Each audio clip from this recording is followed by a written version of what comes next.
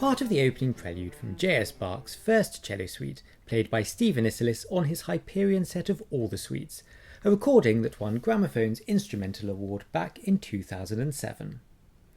I'm Martin Cullingford, editor of Gramophone, and welcome to this Gramophone Podcast, given in association with Leipzig, the city of music, and its two renowned flagships, the Opera Leipzig, as well as the Gewandhaus zu Leipzig. After the great J.S. Bach, Leipzig has played host to many musicians, including Felix Mendelssohn Bartholdy, who, as well as being music director of the great Gewandhaus Orchestra, founded the city's first conservatory in 1843. Robert and Clara Schumann, Richard Wagner and Gustav Mahler all worked in the city. Well, June and July 2022 find the Leipzig Opera Festival focusing on the music of Wagner, and over the course of 3 weeks, all 13 of the composer's operas can be seen at the Leipzig Opera House. Stay with us for more information. Stephen Isserlis may be best known as a cellist, but it's as the author of a new book, the Bach Cello Suites, a companion just published by Faber, that I met up with him. Now, I've really enjoyed this book. It's full of wonderful, thought-provoking detail and analysis and quite a few jokes. So now one early section sees you ask yourself and then answer quite a lot of questions. That's the chapter structure. So I'm going to begin by asking one of my own. Who is the book for? Anybody who loves the Bach Suites. I hope musicians will get something out of it, because the fact I had to do so much research means I think there's quite a lot of information in there that the average musician won't know. But I wasn't particularly thinking of musicians when I wrote it. I was thinking of the non-musician who loves Bach or is interested in the Bach Suites. And, there's a bit of detective story in there, because there has to be with the Bach Suites. And there's also some religious thoughts, strangely, and just descriptions of each movement of the suites, and which I hope would maybe help a listener, get deeper into the heart of the music. That's the ambition I had for the book. Yeah, it's wonderful. It's a nice mixture of the tone is incredibly accessible, but then you also do not shy away from exploring the complexity which is necessary to really illustrate the point you want to make. Yeah, I couldn't avoid sort of using terms like subdominant and dominant always, because you have to if you're describing the pieces. But as I said, I was very conscious that I wanted it to be readable and not an academic tome in any way. And I wanted it to be readable by people who've never studied music in their lives. Now, you begin by telling the story of the works, or the scores, the various editions, taking us up to the recording era and Pablo Casal's discovery and advocacy of them. It's really fascinating stuff, but I'm really intrigued. Perhaps you can tell us a little bit about how it makes you as a cellist feel about these works, how it matters to you when performing them and thinking about them. Well, they really are the Bible of cellists. The most incredible pieces. And some Bach you sort of worship without necessarily feeling that he's talking to you personally from himself personally in quite the same way. He's such a god, he's often talking on a universal heavenly scale. But the cello suites are very, very personal. It's something about the solo instrument, and particularly the cello suites. The violin partitas and sonatas as well, but they do have much more complex fugues and things, whereas the cello suites are in a way very simple. And that's why I think why they touch people so deeply. It's just one player on stage, just sort of creating everything and just talking to them. There's no shouting in the Bach suites. It's all, it's all intimate. It's all, although he makes a cello sound like bells, like an orchestra, like a choir. He's incredible how he understood the nature of the cello. And that, I don't think he could possibly have known any other pieces for solo cello. He would have known some other pieces for solo violin, but not for solo cello. There's very few of them, and they were all in Italy as far as I can tell. And there's no reason he should have known them, because of course Bach himself never went beyond his area of Germany. It's true he had Vivaldi's music, but that was much more widely disseminated. And I don't know, the whole thing, the suites are miraculous, but I balk at the sort of the terminology mysterious, because they're not really mysterious. They're just one human being talking to another. There's very, very, as I said, intimate and simple and communicative, and he takes you through all emotions. But, it's not sort of on the heavenly scale of the great choral works. It's the opposite. That's what makes them so lovable. I mean, we just love the Bach suites. In a way, you may adore the big choral works and, of course, love them. I mean, the Mass in B minor is an incredibly touching, sort of rejuvenating piece. But the suites, I think everybody feels they own them somehow, and that's a nice feeling.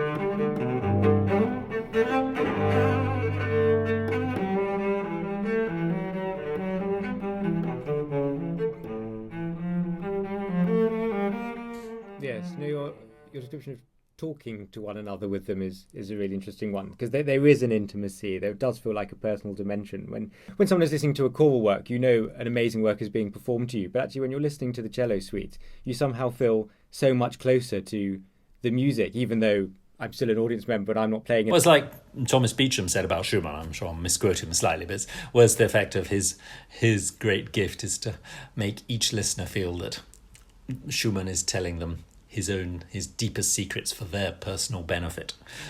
And the Bach suites have that sort of aura to them too. Yeah. And just to expand a bit on your point about Bach understanding the cello so well, you're there specifically talking about, say, particular sounds, string resonances, playability, just how they resonate within the chamber of that instrument?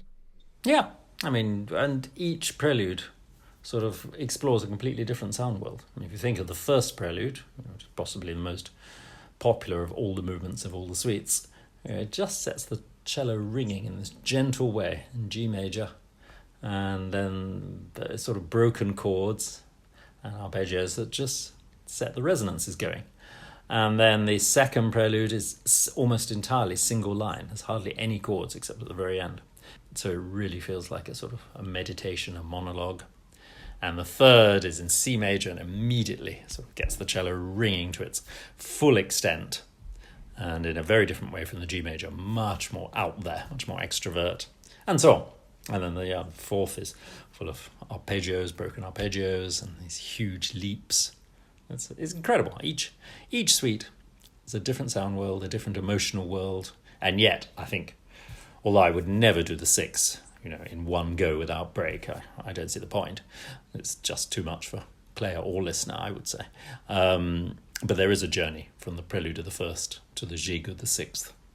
Listening to them in succession, as it were, when you get to the Gigue, there is that extraordinary sense of joy, of journey, ended, concluded, fulfilled, I suppose, is a better way of putting it. Exactly the same if one does all 5 Beethoven sonatas. When you get to the fugue of the fifth, you just feel you're at the end of course, they're not a set like the 6 suites are a set, but somehow you just get this feeling you've made it. You've come to the end of the most incredible spiritual journey.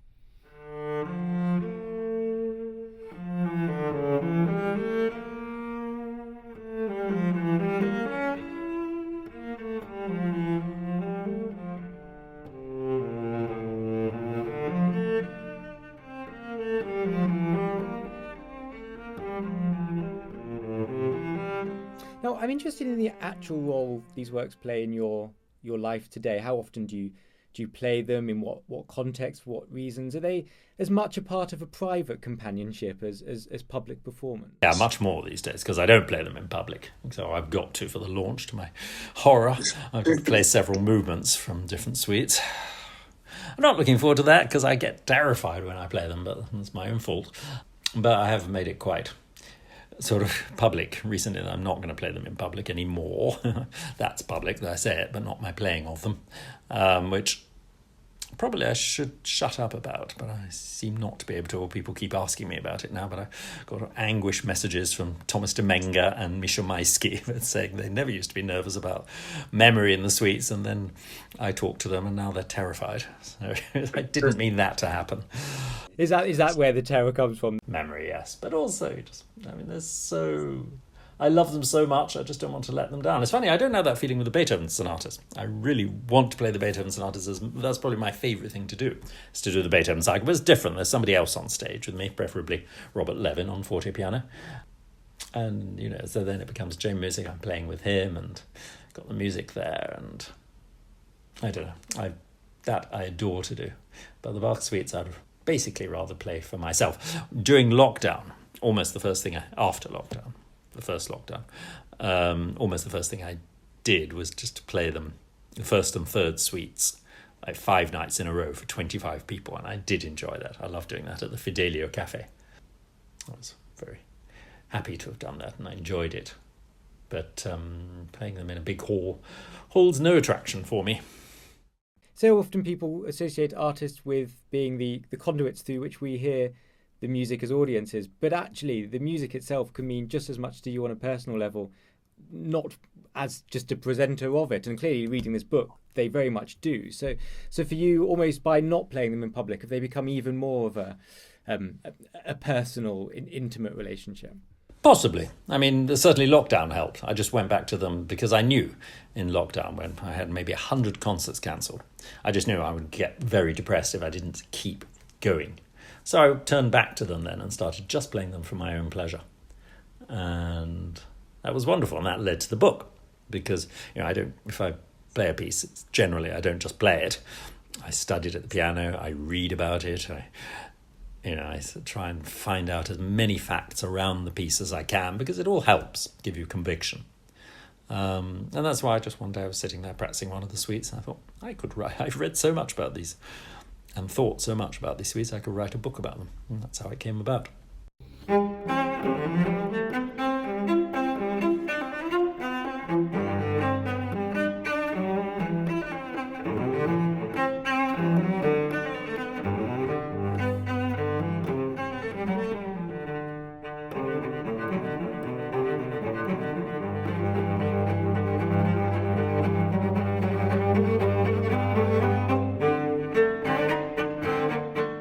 Now, one chapter explores a theory which I know you've held for a while, that they actually depict the life of Christ, and it's a fascinating theory, and it's actually very enriching to listen to the works in that light. But perhaps you could tell listeners a bit more about that.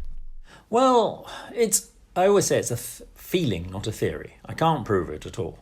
But of course, for this book, I never could have written it without lockdown. I looked through almost the entire Bach output, choral output, just to see if my hunch was backed up. And I must say that the scenes that I feel he's depicting in the suites, I looked at the keys in which he depicts those scenes in his religious works, and they almost all tied in. And several of the sort of melodic figures he used, they do say, of course, like anybody looking to back their own theory up or feeling up, I jumped on any evidence that was in my favour and probably ignored any other evidence. But I did feel I found enough that at least gave it more of a probability of being possible. I mentioned, of course, the Bieber mystery sonatas, which are based on the sacred mysteries, the Rosary, which Bach probably didn't know, although slight chance he knew about them. But then I always felt that the suites, you have the major, minor, major. Major, minor, major. I've always thought them more as groups of 2 times 3, although there's also 3 times 2 in that the fifth movement, the first 2 have minuets, third and fourth have bourrées, fifth and sixth have gavottes. So it's like 1, 2, 3, 4, 5, 6, like what we call a hemiola in music. But emotionally, I think they go more 1, 2, 3, 4, 5, 6. And the mysteries, the sacred mysteries, you have the joyful mysteries, sorrowful mysteries, glorious mysteries, whatever. And it does tie in with that. I mean, it may easily be coincidence, but I just feel, again, it all came from playing the pieces and, studying with my teacher, Jane Cowan. I can't remember whether she described the fifth suite as being like the story of the Passion. I think she may well have done, and she certainly described the opening of the sixth as bells, and I think that led to resurrection. And they absolutely, I mean, the fifth suite really does feel like the story of the Passion. It's very tied in with the St. Matthew Passion, I think. To the extent that I listened to St. Matthew Passion before recording the fifth suite, as far as I remember, just to get inspired. But then the first is so gentle, and G major, and it's nativity.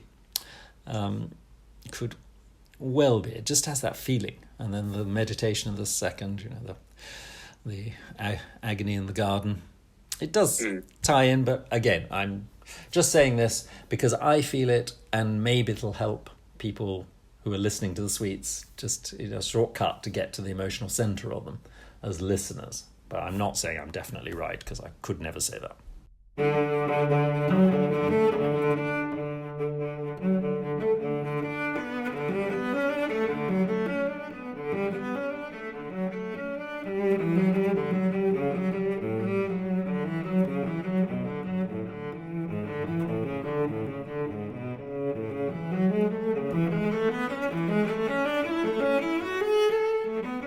And did this book feel to you like a sort of a bringing together, a culmination of all the thought, all the reading, or actually going through the process of writing it? Did you continue to have new reflections? Both. Yeah. I mean, of course, as I say, I'd thought about the suites and read about them. So, of course, that was a culmination of that. But yeah, I did a lot of research, as I say, looking through almost the entire choral works, which led me to some new conclusions, and even as a long section, I'm afraid, about all the different sources, the 4 18th century manuscripts. And I must say that, reading and thinking about that, it led me to, although I've always used Anna Magdalena's copy as my basic text, and I probably still do, because I'm not going to change completely now, but now I pay much more attention to the later 18th century manuscripts, which are copied after Bach had died, but that doesn't matter in terms of authenticity. It depends where they were copied from, and they're very, very different, especially in terms of articulation. Completely different. And articulation is surprisingly significant for a player. I mean, it makes a huge difference. I can tell immediately when I hear somebody playing Bach suite whether they thought about that or not. And if they haven't, it's not going to make sense, the music. Yeah, no, it's interesting. And I think actually there's a danger that works like the Bach suites can sort of feel like they float free as abstract pieces of art, and actually to root them as historical items that had a basis, a context, and actually a journey to how they reach us today, I think is an important thing, because the two do go hand in hand for listener and player alike. It was amazing. It was 200 years before they became famous, really. It's not true that Casals was the first person to perform a Bach suite, but he was the first person really to popularise them.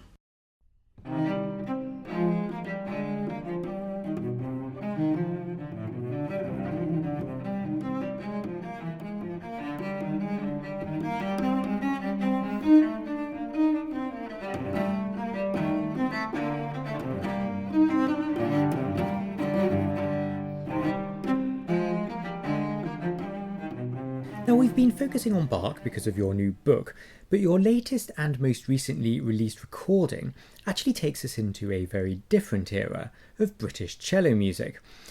Tell us a little bit more about that, and about how the life of preparing that record coexisted with preparing the Bach book. Well, at the same time, they're both lockdown projects, as was the new edition I've done with Henley of the Dvorak Concerto. Yeah, I mean, it's definitely not unconnected, because it's solo cello. And if it's solo cello, it's influenced by Bach, but it's all 20th century British music, or one 21st century piece. And if you're writing solo cello music, you're influenced by Bach, but especially actually the main big piece on the disc is the Britten Third Suite, which is, again, got something in common with Bach's Fifth Suite. Maybe they're both in C minor or C, and they're both tragic meditations on death.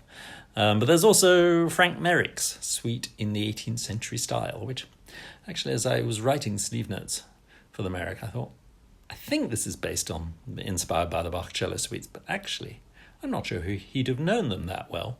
Maybe he did, but they hadn't been recorded when he wrote that piece. He may well have heard Casals and possibly some others playing them, but there's definitely a touch of Handel or whatever in it as well. And Frank Merrick was a man I knew. I think he was about 80 and I was about 16.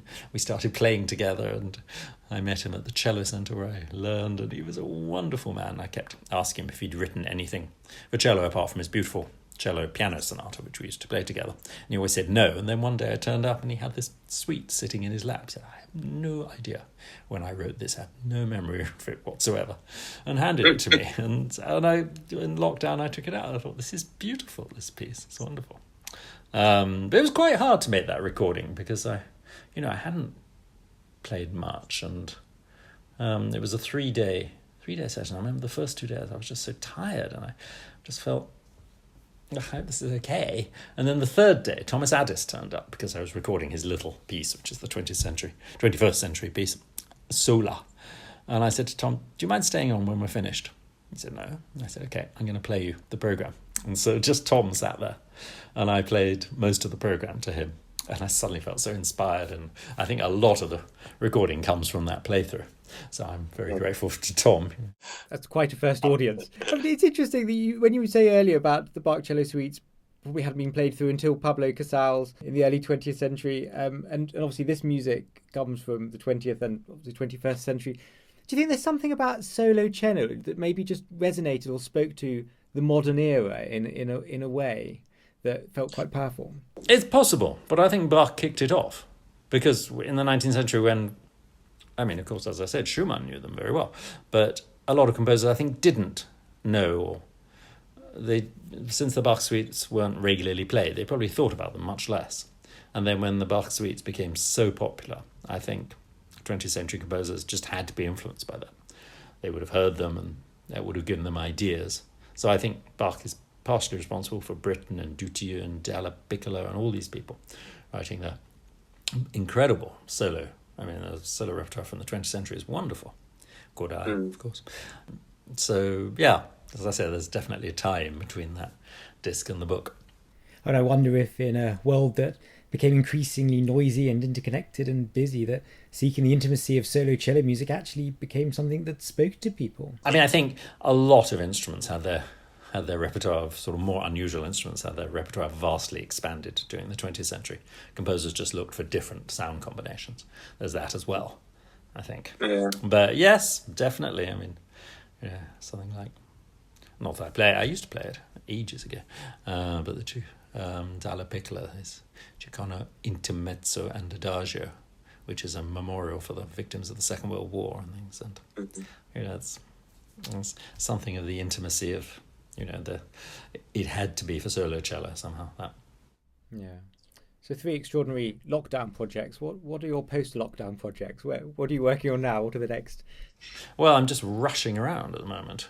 Because I was already accepting lots of things, having had, as I said, so many concerts cancelled. I thought I better accept everything because half it's going to be cancelled again. And nothing has been yet for the past few months. And yet I'm also, apart from the new engagements I accepted, I'm also trying to make up the old ones. Like this week I'm in Hamburg with the end of the Elbphilharmonie, and we were meant to be playing, spring of last year maybe. We managed to find this week now. So I'm in Hamburg at the moment, and we're trying to make up those concerts. And the next week I'm going to the Hessische Rundfunk, which I think was also made up, and after that Munich Chamber Orchestra, which is also made up. So I'm trying to combine my regular schedule with all these rescheduled concerts. I must say I've never been busier in my life, but it's nice. It's a big change from sitting at home by myself. A happy change, I hope. Yeah, basically, I wouldn't want to be as busy as this all the time because it's quite tiring, I must say. I don't normally get tired, but I am a bit tired at the moment. But that's all right. But there's a happy medium, I think, which I hope I will reach again. Wonderful. Well, I'll let you go and either do some of these busy things or get some rest. Stephen Isserlis' The Bach Cello Suites Companion is published by Faber and available now. And if you'd like to listen to as well as read about the music, and I would urge the two to go hand in hand, then Stephen's recording of the suites is available on the Hyperion label, on which label you will also find his new recording of British cello music. Stephen, thank you very much indeed. A pleasure, as always.